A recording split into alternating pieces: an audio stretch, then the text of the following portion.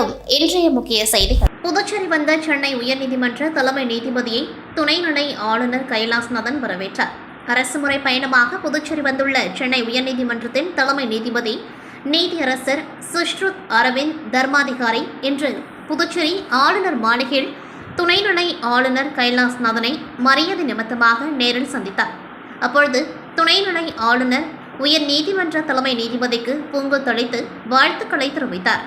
மருத்துவர்கள் தினத்தை முன்னிட்டு நடைபெற்ற rotary club of Puducherry glowing stars விழாவில் எல்ஜிகே தலைவரும் சட்டமன்ற உறுப்பினருமான ஜோஸ் சார்லஸ் மார்டின் எம்எல்ஏ சிறப்பு அழைப்பாளராக பங்கேற்று அதன் 100வது விஐபி உறுப்பினராக இணைந்தார். அந்நிகழ்வில் ரைசிங் புதுச்சேரி புத்தகத்தை வழங்கி அதன் நோக்கங்கள் மற்றும் வளர்ச்சி திட்டங்கள் குறித்து பேசியவர், வளர்ச்சி என்பது கட்டடங்கள் அல்ல, மக்களின் மகிழ்ச்சி என்று குறிப்பிட்டு புதுச்சேரியை சிங்கப்பூர் போல மாற்றுவதற்கான தனது தொலைநோக்கு திட்டங்களை விரிவாக எடுத்துரைத்தார். மகிழ்ச்சியான மக்கள், நவீன புதுச்சேரி, ஜேசியம், லட்சிய பயணம். And if you take the history, it was also ruled by all the four kingdoms, Chera, Chola, Pandyas and Pallavas. We do have our roots as Tamil and our culture, heritage there. Along with it, it's a union territory and the population is something similar to Singapore and Hong Kong. So this was the model I wanted to transform. In 20 years to 30 years max, I wanted to transform like Singapore. So that is one of the reason I chose Puducherry.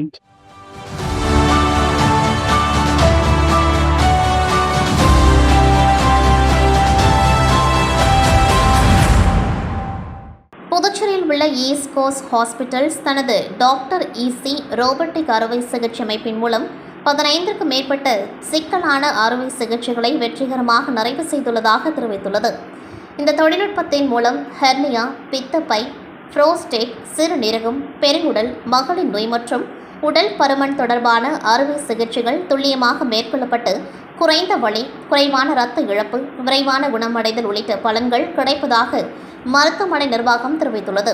இதுகுறித்து மருத்துவமனை இயக்குநர் doctor Venkatram கூறுகையில், நிபுணர் மருத்துவர்களின் அனுபவத்துடன் உலகத்தரம் வாய்ந்த robotic தொழில்நுட்பத்தை இணைத்து பாதுகாப்பான சிகிச்சை வழங்கப்படுவதாகவும், இதனால் புதுச்சேரி மற்றும் சுற்றுவட்டார மக்கள் உயர்தர சிகிச்சைக்காக பெருநகரங்களுக்கு செல்ல வேண்டிய அவசியம் குறைந்துள்ளதாகவும் தெரிவித்தார்.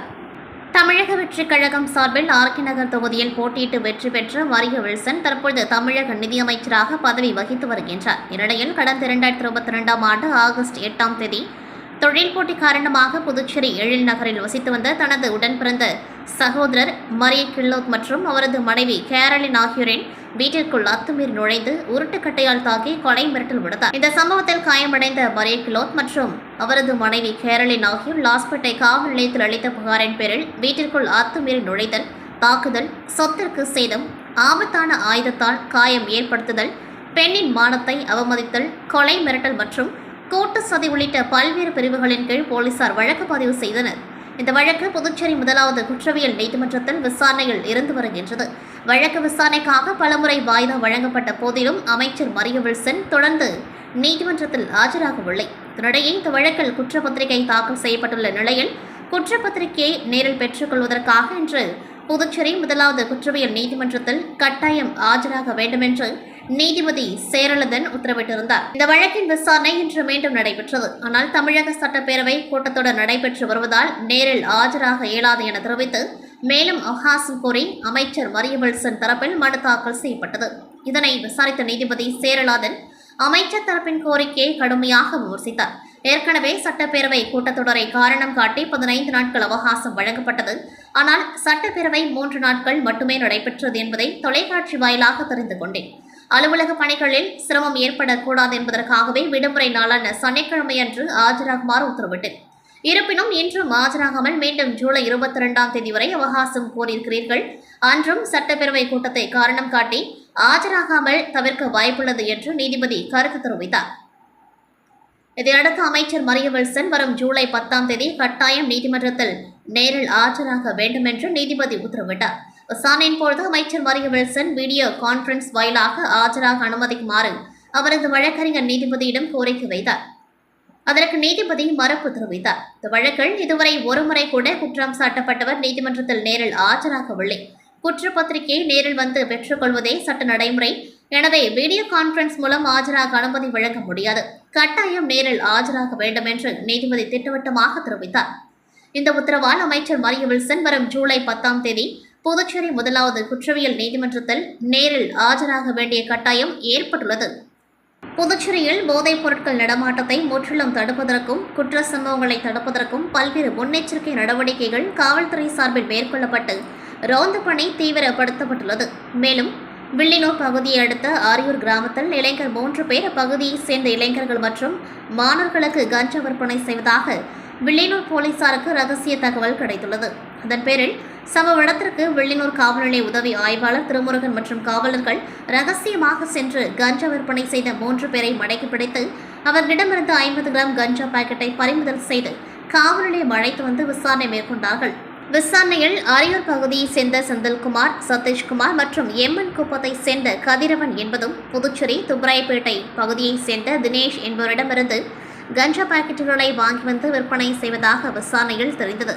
பின்னர் மேற்கு சட்டம் ஒழுங்கு காவல் கண்காணிப்பாளர் சுப்பிரமணியன் உத்தரவின் பேரில் காவல் நிலைய ஆய்வாளர் கலைசெல்வன் மேற்பார்வையில் உதவி ஆய்வாளர் திருமுருகன் கைது செய்யப்பட்ட 3 பேர் மீது வழக்கு பதிந்து மேஜிஸ்திரேட் முன்னிலையில் ஆஜர்படுத்தி காலப்பட்டு மத்திய சிறையில் அடைத்தனர்.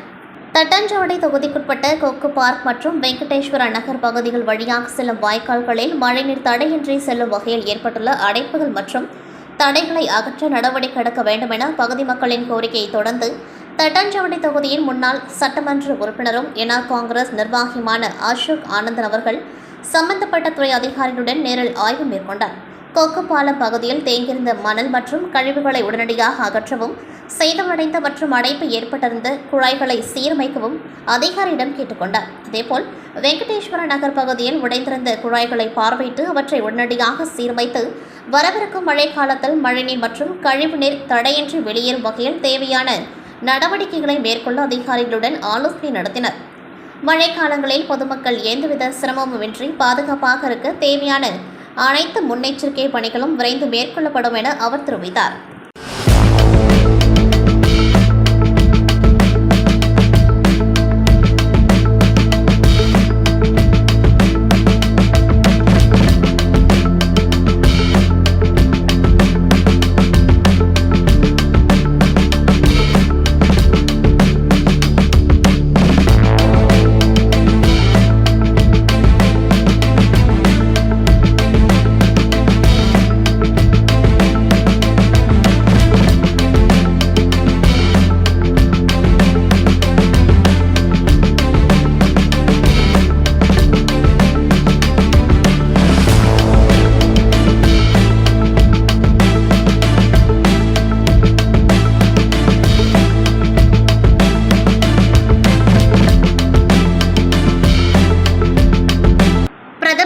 வீடு கட்டும் திட்டத்தின் கீழ் காரைக்கால் மாவட்டத்தில் பயன்பெறும் பயனாளிகளுக்கு நிதி ஒதுக்கீட்டு ஆணைகள் வழங்கும் நிகழ்ச்சி நரவித்திருப்பட்டினம் சட்டமன்ற உறுப்பினர் மீனாட்சி சுந்தரம் அலுவலகத்தில் நடைபெற்றது.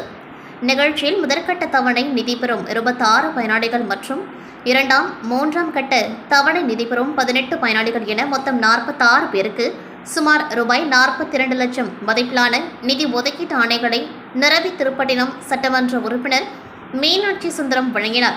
இந்நிகழ்ச்சியில் குடிசை மாற்று வாரிய இளநிலை பொறியாளர் கோபிநாதன், திருப்பட்டினம் கள ஆய்வாளர் வரதராஜ், பாஜக தொகுதி தலைவர் மணிமாறன், அரசு அதிகாரிகள், பாஜக நிர்வாகிகள் மற்றும் திட்ட பயனாளிகள் கலந்து கொண்டார்கள்.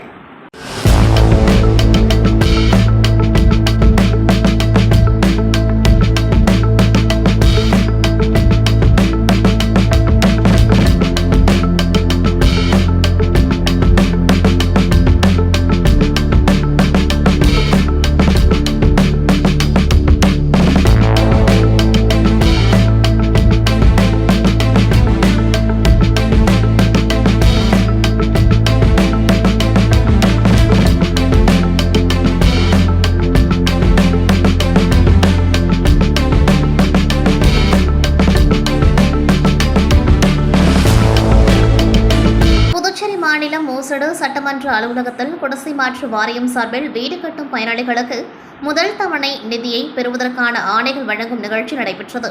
நிகழ்ச்சியில் ஓசடு சட்டமன்ற உறுப்பினர் கார்த்திகேயன், ஓசடு தொகுதியை சேர்ந்த 55 பயனாளிகளுக்கு குடிசை மாற்று வாரியத்தின் காமராஜர் கல்வீடு கட்டும் திட்டம் மற்றும் பிரதம மந்திரி திட்டத்தின் கீழ் வீடு கட்டும் பணிகளுக்கான முதல் தவணை நிதியை பெறுவதற்கான ஆணைகளை வழங்கினார்.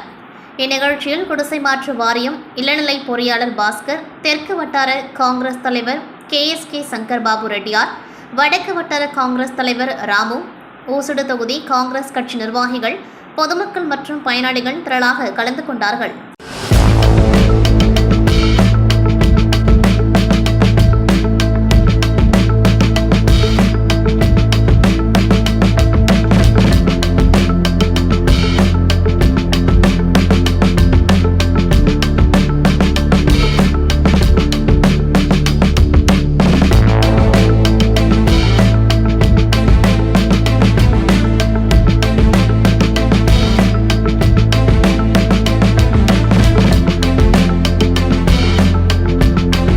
பாண்டிச்சேரி சென்ட்ரல் ரோட்டரி சங்கம் சமூக சேவைகளில் தொடர்ந்து ஈடுபட்டு வருகின்றது. இதன் ஒரு பகுதியாக ப்ராஜெக்ட் அன்னபூர்ணா என்ற சிறப்பு திட்டத்தின் கீழ் முதியவர்களுக்கு உணவு வழங்கும் நிகழ்ச்சி இன்று நடைபெற்றது. இந்நிகழ்ச்சியில் ரோட்டரியன் அனிபால் நேரு, அனிபால் லத்தீசியா சாண்ட்ரா திருமண நாளை முன்னிட்டு இந்த அன்னதான திட்டத்தை துவக்கி வைத்தனர்.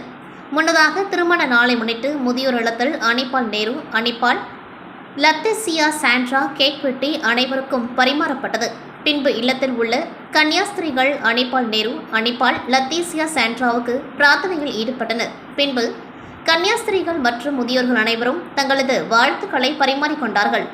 இந்நிகழ்ச்சியில் பாண்டிச்சேரி சென்ட்ரல் ரோட்டரி சங்கத்தின் தலைவர் ராம்குமார் மற்றும் doctor Prasanna, Bala, Rotarian Shankar, doctor Shruti, Prem Raja, Sivaraj, Thomas, Gunasekaran, Leo Marcel, Ramakrishnan, Meeran, Indranath, Srinivasan, Bimal, Beenu Balan, Raja ஆகியோர் உடன் இருந்தனர்.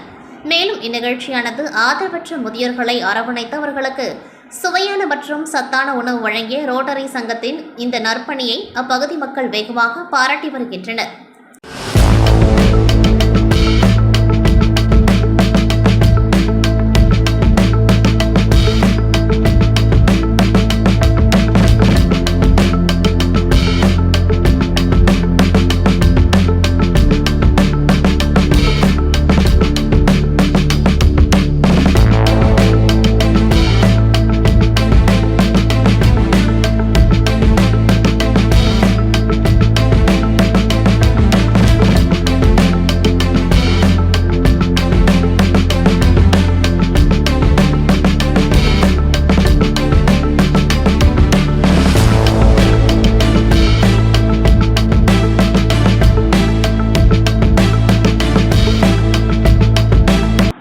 மாநிலம் வானரப்பேட்டை சின்ன எல்லையம்மன் கோவில் தெருவில் அமைந்துள்ள அருள்மிகு ஸ்ரீ வீர ஆஞ்சநேயர் கோவில் மகா கும்பாபிஷேகம் நேற்று விமர்சையாக நடைபெற்றது.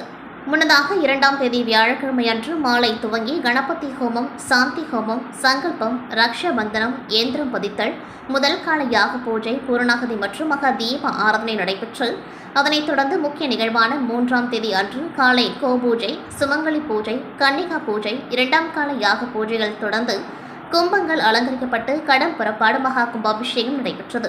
அதனைத் தொடர்ந்து சிறப்பு அபிஷேகம் அலங்காரம் செய்யப்பட்டு ஸ்ரீ வீர ஆஞ்சநேயருக்கு மகா தீப ஆராதனையும் தொடர்ந்து அருள் பிரசாதமும் அன்னதானமும் நடைபெற்றது. இவ்விழாவிற்கு ஏற்பாடுகளை கோவில் விழாக்குழு மற்றும் ஊர் பொதுமக்கள் செய்திருந்தனர். இதில் ஏராளமான பக்தர்கள் கலந்து கொண்டு சுவாமி தரிசனம் செய்தனர்.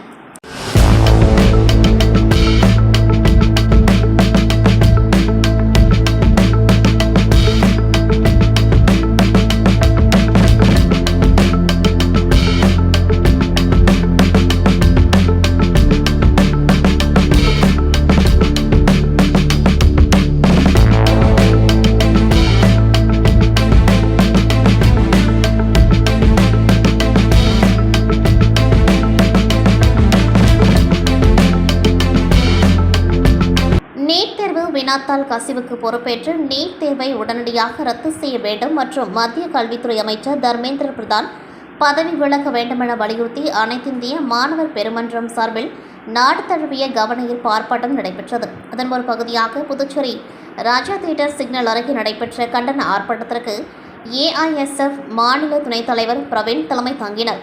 இதில் மாநில செயலாளர் வழக்கறிஞர் முரளி, அனைத்திந்திய இளைஞர் பெருமன்றம் மாநில செயலாளர் எழிலன் மற்றும் மாநில தலைவர் முருகன் ஆகியோர் கலந்து கொண்டு கண்டன உரையாற்றினர். மாநில பொருளாளர் ஆகாஷ் நன்றி தெரிவித்தார். ஆர்ப்பாட்டத்தில் மாணவர் மற்றும் இளைஞர் பெருமன்ற நிர்வாகிகள், ஏராளமான மாணவர்கள் கலந்து கொண்டு நீட் தேர்வு ரத்து செய், மத்திய கல்வித்துறை அமைச்சர் தர்மேந்திர பிரதான் பதவி விலகு உள்ளிட்ட கோரிக்கைகளை வலியுறுத்தி முழக்கங்களை எழுப்பினர். புதுச்சேரியில் தொழிலதிபரும் காஸ்மோபாலிட்டன் லயன்ஸ் சங்க தலைவருமான GV கிருஷ்ணமூர்த்தியின் பிறந்தநாள் விழா சங்க நிர்வாகிகளால் வெகு சிறப்பாக கொண்டாடப்பட்டது. விழாவின் ஒரு பகுதியாக அண்ணா சாலை செயின் கோவில் எதிரே துப்புரவு தொழிலாளர்கள் மற்றும் ஏழை எளிய மக்களுக்கு அசைவ உணவு மற்றும் போர்வை வழங்கப்பட்டது. அதனைத் தொடர்ந்து வள்ளலார் சாலையில் உள்ள சாலையோர ஏழை பெண் வியாபாரிக்கு பெரிய நிழல் குடையும் 2 சிறப்பு குழந்தைகளுக்கு சக்கர நாற்காலிகளும் வழங்கப்பட்டன. மேலும் திப்ராய்பேட்டை பகுதியில் உள்ள தொழுநோய் நல காப்பகத்தில் நடக்க முடியாத வயதான பெண்மணிக்கு கால் கட்டை மற்றும் போர்வை வழங்கப்பட்டது. இந்த நிகழ்ச்சியில் சங்கத்தின் செயலாளர் திருவேங்கடம், ராகுல் காந்தி தேசிய பேரவைத் தலைவர் சேகர், நிர்வாகி திருவேங்கடம் உட்பட லயன்ஸ் சங்க நிர்வாகிகள் திரளாக கலந்து கொண்டார்கள்.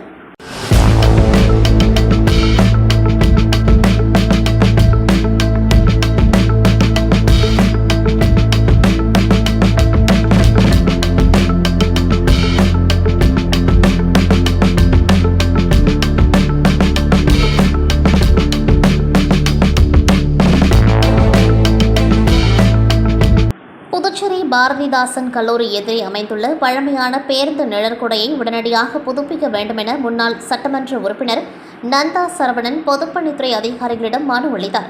இது தொடர்பாக அவர் அளித்துள்ள அந்த மனுவில், பல ஆண்டுகளாக பொதுமக்கள், பள்ளி மற்றும் கல்லூரி மாணவர்கள் உள்ளிட்ட ஆயிரக்கணக்கானோர் பயன்படுத்தி வரும் இந்த பேருந்து நிழற்குடை தற்பொழுது மிகவும் பழுதடைந்த நிலையில் உள்ளதாக தெரிவிக்கப்பட்டுள்ளது.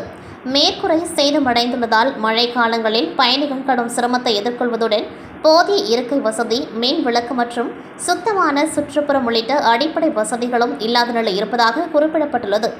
மேலும் நிழற்குடை எந்த நேரத்திலும் இடிந்து விழும் அபாய நிலையில் இருப்பதால் பொதுமக்கள் பாதுகாப்பற்ற சூழலில் பேருந்துக்காக காத்திருக்க வேண்டிய நிலை ஏற்பட்டுள்ளதாகவும், எனவே அந்த பழமையான பேருந்து நிழற்குடையை முழுமையாக புதுப்பித்து தேவையான அடிப்படை வசதிகளுடன் சீரமைத்து பொதுமக்கள் மற்றும் மாணவர்கள் பயன்பாட்டிற்கு விரைவில் கொண்டுவர நடவடிக்கை எடுக்க வேண்டும் என நந்தா சரவணன் வலியுறுத்தியுள்ளார். நெல்லிக்குப்பம் கடலூர் சாலையில் அடிக்கடி ஏற்பட்டு வந்த சாலை விபத்துகளை குறைக்கும் நோக்கில் நெல்லிக்குப்பம் காவல் ஆய்வாளர் வேலுமணி அவர்களின் ஏற்பாட்டில் முக்கிய இடங்களில் பேரிகார்டுகள் அமைக்கப்பட்டுள்ளன.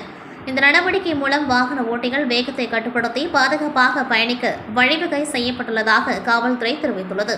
குறிப்பாக விபத்துகள் அதிகம் நிகழும் பகுதிகளை கண்டறிந்து அங்கு பேரிகார்டுகள் நிறுவப்பட்டதால் சாலை பாதுகாப்பு மேம்படுவதோடு விபத்துகளின் எண்ணிக்கையும் கணிசமாக குறையும் என எதிர்பார்க்கப்படுகிறது. பொதுமக்கள் மற்றும் வாகன ஓட்டிகள் இந்த பாதுகாப்பு ஏற்பாட்டை வரவேற்றுள்ளதுடன் போக்குவரத்து விதிகளை கடைபிடித்து பாதுகாப்பான பயணத்தை மேற்கொள்ள வேண்டும் என காவல்துறை அறிவுறுத்தியுள்ளது.